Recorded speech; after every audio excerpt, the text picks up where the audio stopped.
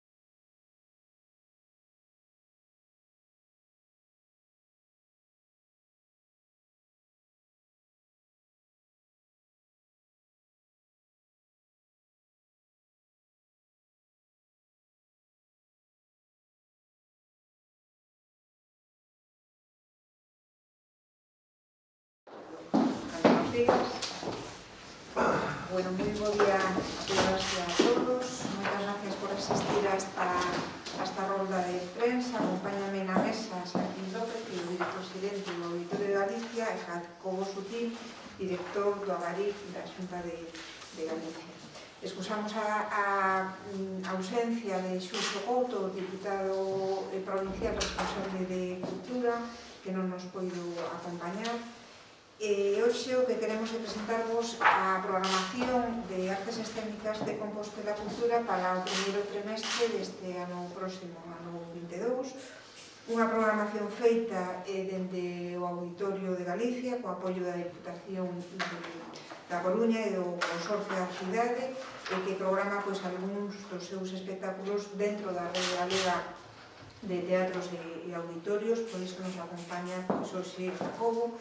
Ademais, tamén temos propostas importantes que están programadas dende de Platea e do Ministerio de Cultura. Estamos, por lo tanto, diante dun programa que destaca, unha vez máis, a importancia desa colaboración institucional da que tanto falamos aquí nesta sala. Ainda que a situación actual é, como ben sabedes, de certa esperanza, de certa preocupación, e temos que manter as máximas precaucións, gustaríame destacar que nos atopamos moi satisfeitas da volta do público aos teatros e auditorios e das capacidades das salas ao 100%.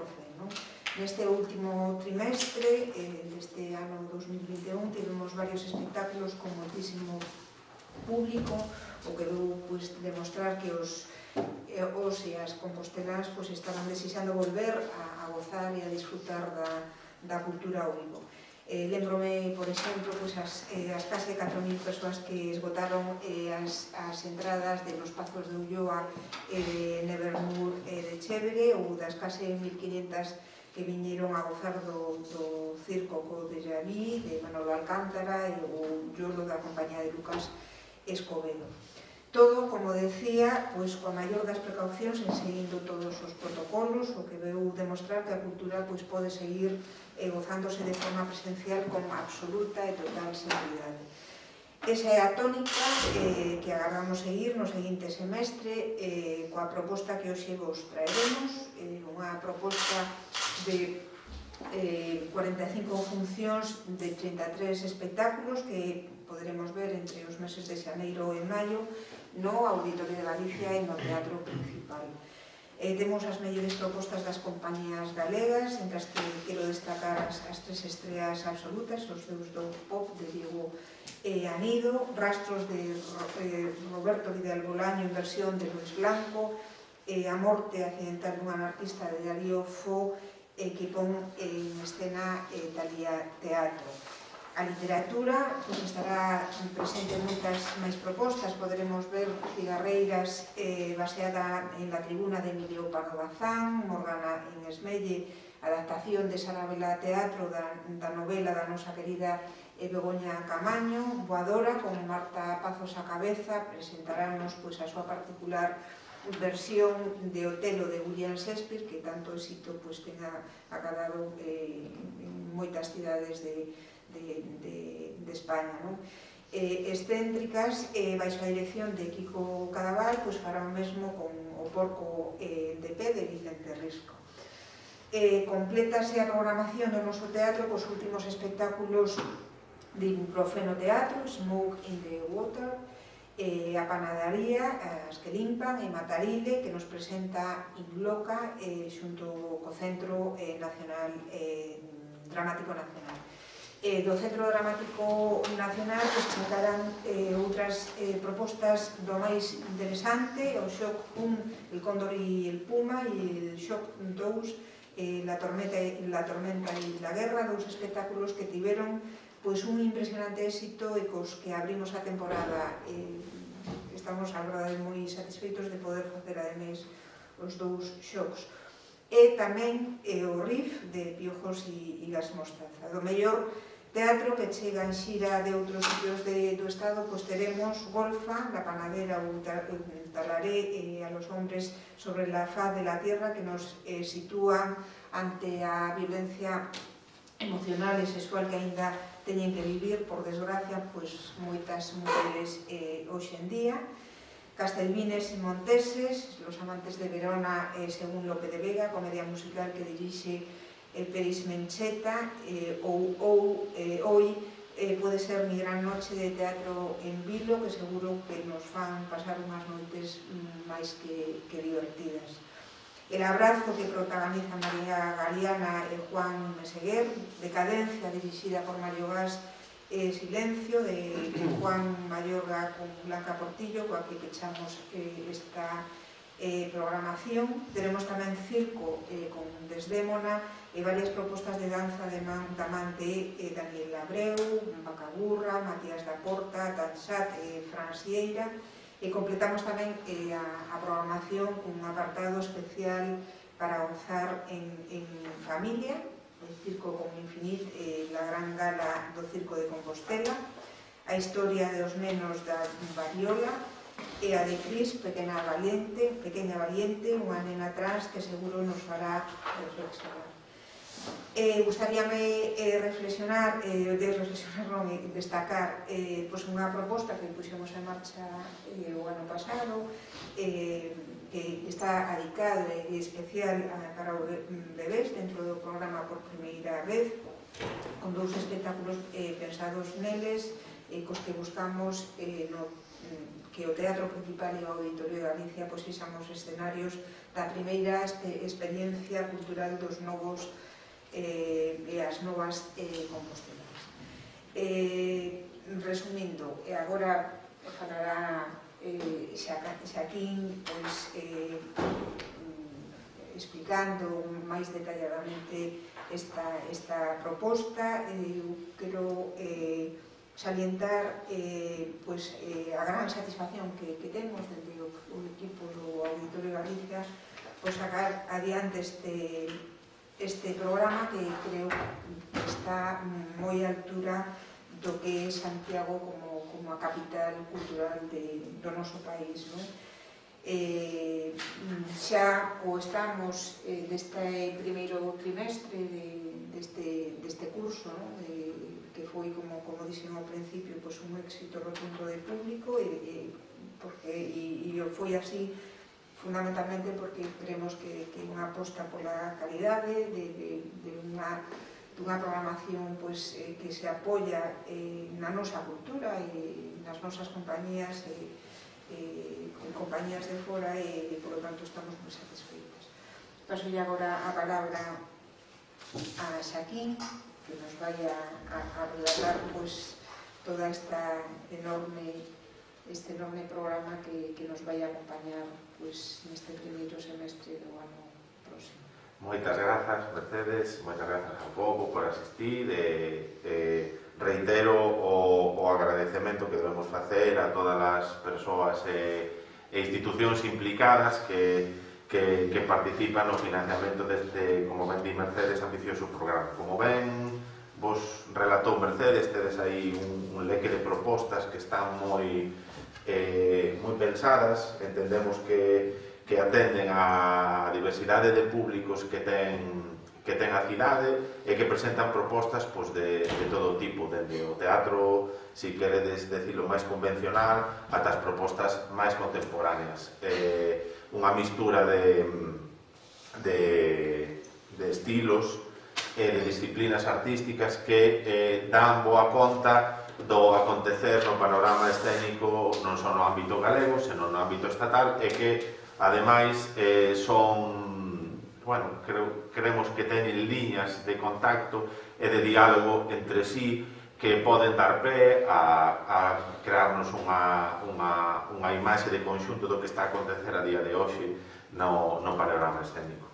É certo que o programa é ambicioso, é grande, pero sí que, tendo un pouco unha vista panorámica, sí que quixera destacar unha cuestión que levamos traballando bastante no auditorio e que ter unha perspectiva de xénero a hora de compoñer as nosas programacións, que eu creo que se pode ver tanto nas temáticas como nas autorías das pezas desta programación. Entonces destacan, por exemplo, nese sentido, pues, todos os espectáculos dirixidos por mulleres, como As que limpan, o traballo de Incansable de Ana Vallés, en Matarile, Marta Pazos, Alba Sarraute, coa súa Desdémona, que nos presentan direccións escénicas e proxectos escénicos xa dunha consolidación tremenda dentro do panorama estatal.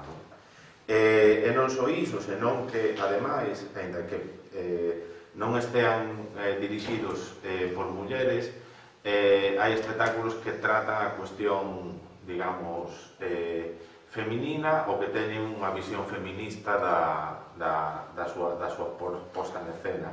Evidentemente o caso das cigarreiras, ou o caso do espectáculo de golfas, ou mesmo os nenos da varíola, que pon de relevo un personaxe histórico feminino que debemos estar ter en consideración. E sobre todo tamén, moi especialmente, creo que tamén será unha cita, ademais das estrelas, unha cita moi especial para a cidade, que xa comentou Mercedes.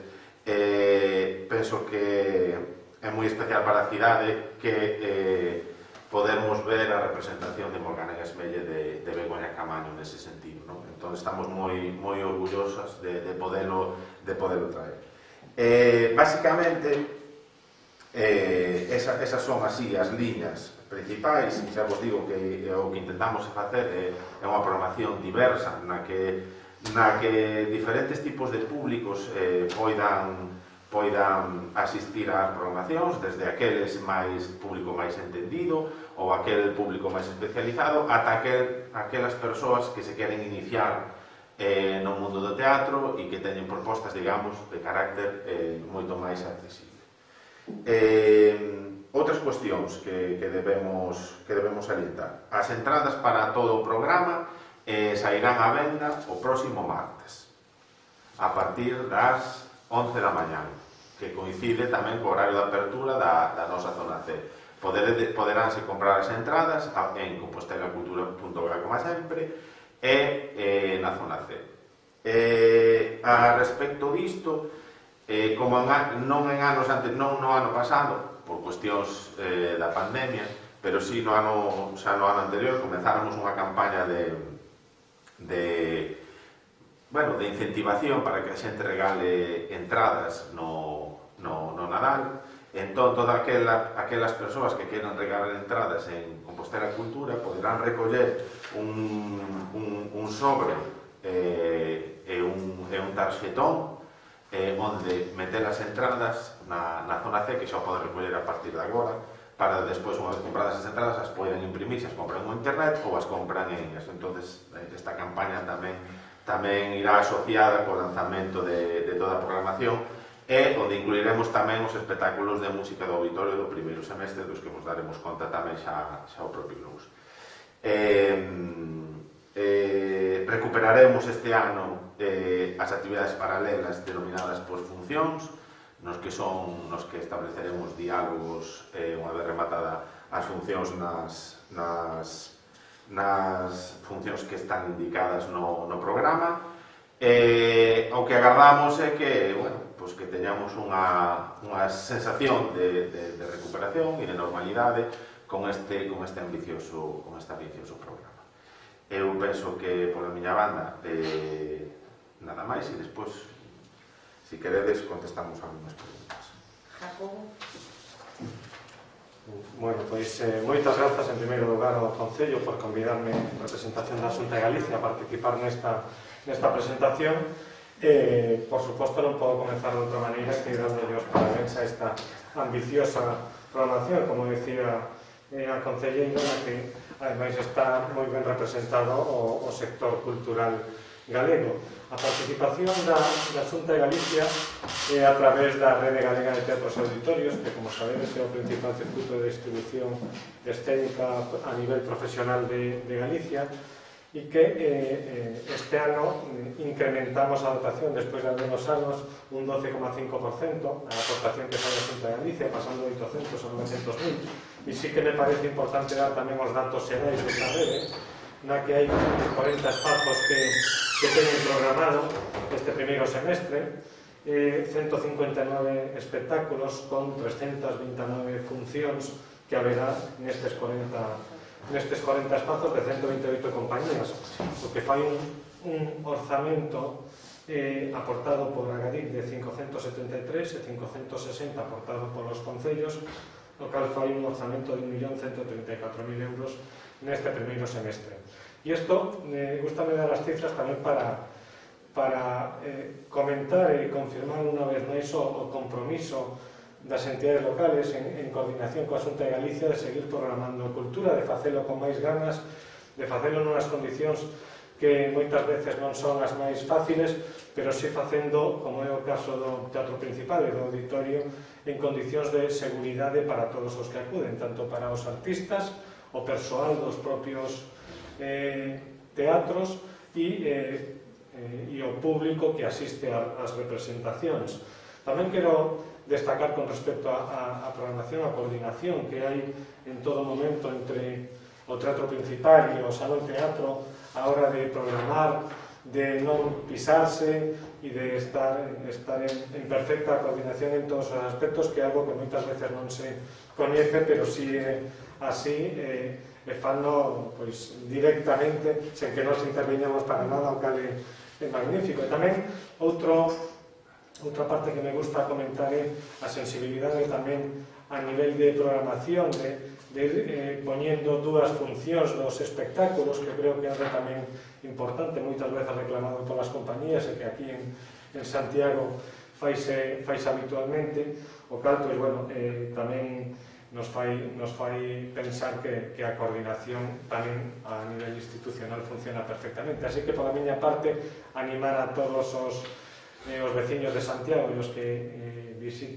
nos visiten durante estes primeiros meses de 2022 a que acuda aos espectáculos de escénicas do Teatro Principal e do Auditorio, porque é unha magnífica experiencia e é unha actividade que é totalmente segura. Así que moitas grazas polo vosso traballo, pola boa coordinación, e tamén decir que seguimos sumando, como ben decía Mercedes, somos varias as administracións que participamos, o Goberno Central, Deputación, Xunta de Galicia, entidade local, Concello, o cal creo que é importante resaltalo sempre, porque estamos de acordo en que sumando de distintas partes se fan cousas mellores, e este é o caso da programación que os presentamos, así que parabéns.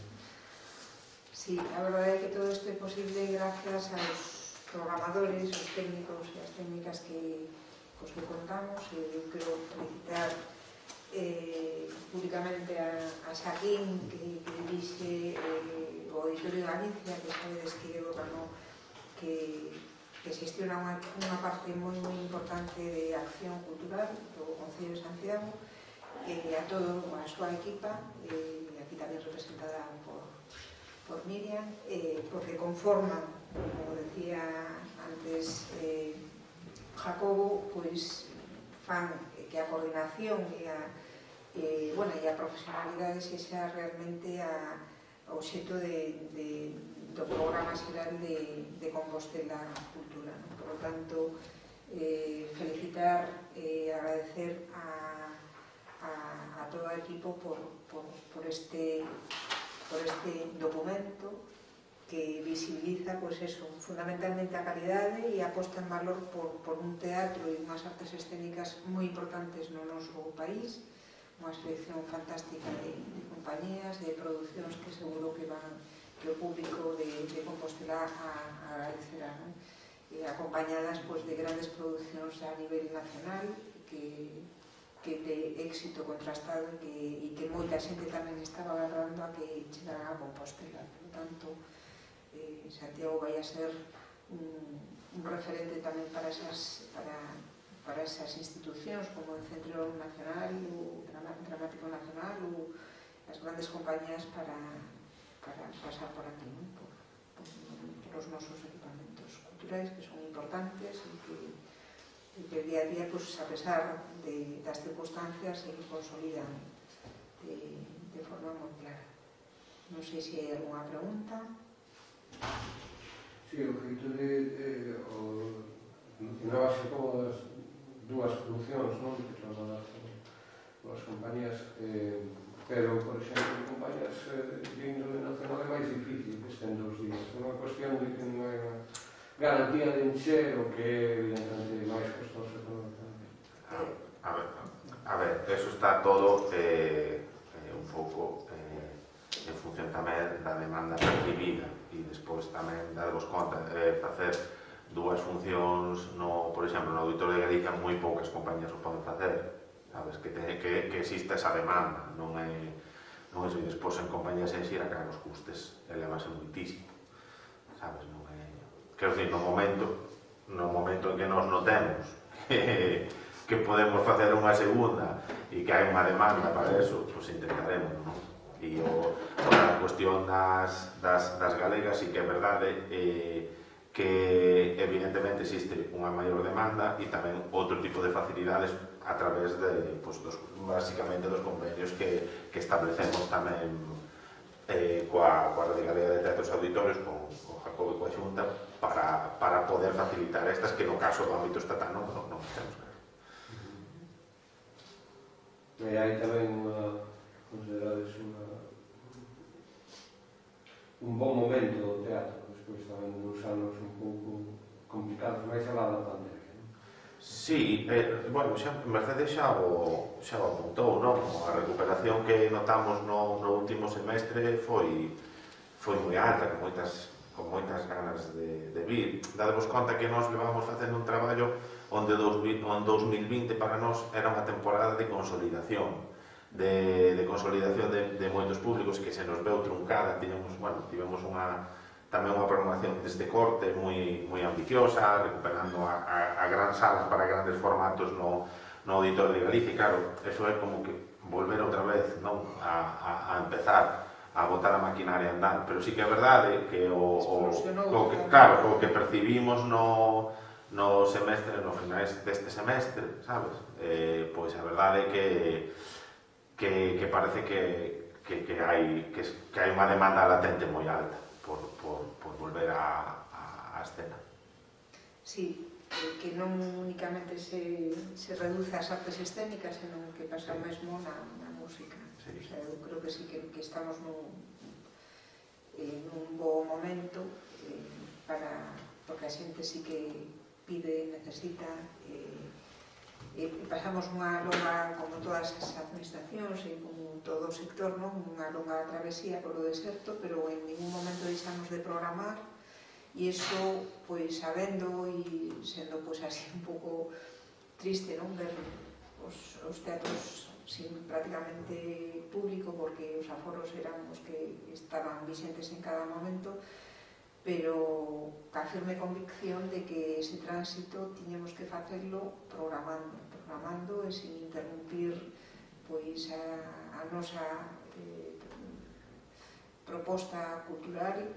Eu creo que tamén iso axudou a que pois, no momento en que xa se normalizaron esos aforos, pois a xente acudira tamén ca convicción de, bueno, ca necesidade de volver, non, ás salas e tamén ca tranquilidade de saber de que en todo momento iban a estar seguras, non?